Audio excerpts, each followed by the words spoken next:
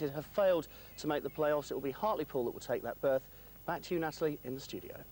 Thanks very much indeed, John. Of the whole season here in the West Country.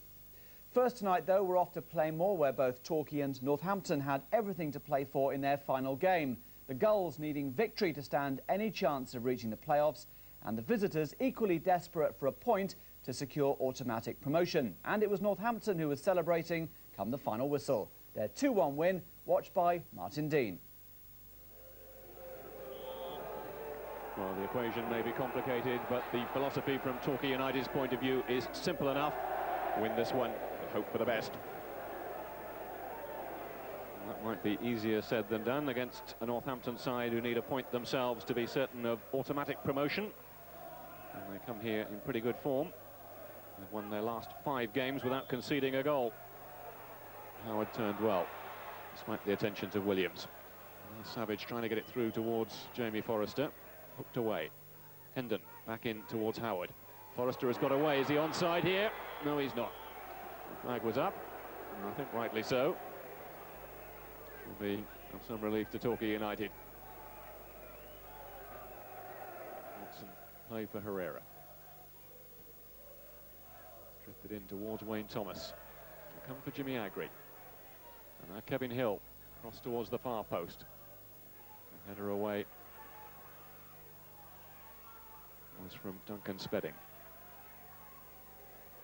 Holmes trying to make progress down that far touchline. And now Brandon. Agri got a little flick on. Now Beddoe with a shot, and it's crept in from Tony Beddoe. His 17th of the season. And Torquay United in front. Well, maybe it's their afternoon. It seemed then as if the opportunity might be slipping away. There were all sorts of half errors in that penalty box before it came to Beddoe. Didn't seem to hit it cleanly, but he did enough to beat Keith Welch and put Torquay in front. Brandon getting a touch on. Spedding looking to get the clearance in. Williams made the challenge, though. Now Williams again. Chip in towards Kevin Hill. The little knockdown towards Beddoe. He was appealing for a handball from Richard Green. The referee took a long look, decided it came off the chest.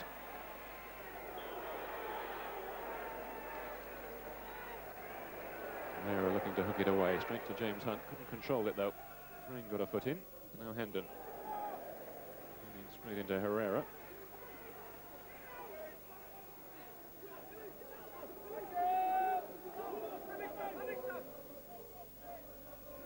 Forrester almost beaten by the bounce. It was an awkward one. Now Forrester again, looking to find his way through. Hooked away, partially at least, by Agri. Howard looking to knock it back in. Now Forrester with a chance, and he's tucked it away. Jamie Forrester puts Northampton back on terms.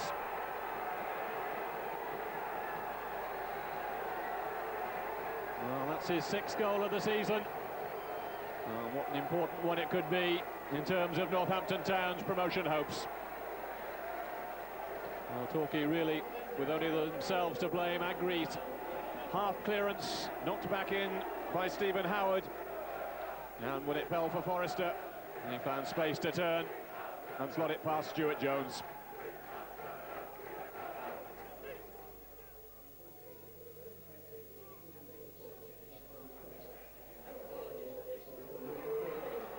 This is Spedding. Looking to get the cross in towards Howard. He's got the touch on it, and he's put it away. Well, Northampton are in front. Well, it was Duncan Spedding who set it up. He got away down that far touchline. The cross to the near post was a good one. And Howard not hitting it cleanly, but doing enough. His 10th of the season. Northampton a step closer to automatic promotion. Torquay badly need a goal now. Paul Holmes with the corner. Good jump from Kevin Hill, it's hit the bar. So close from Kevin Hill. Well, that really would have rounded off his afternoon. picked up the Player of the Year trophy before the game and almost put Torquay back on level terms then. Here's Mark Platz towards Appian Williams. A little flick on, intended for Stocko. Away though by Richard Hope. And Thomas. Passing out. Now Northampton with a chance to break. This is Hunt. All the way here, James Hunt.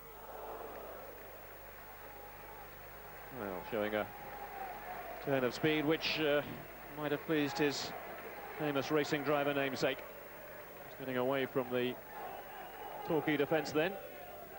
Had to take the shot early. Not managing to hit the target.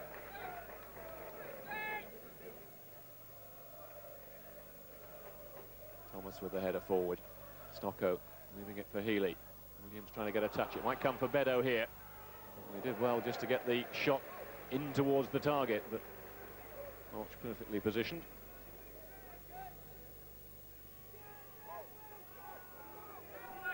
Watson thumping it forward. Came off Sampson. Stocko with the header. Williams. Beddoe. Oh, that was spectacular. Sadly for him, it wasn't quite straight. Good effort though from Tony Beddoe. Sometimes the acrobatics can pay off. And they look absolutely stunning.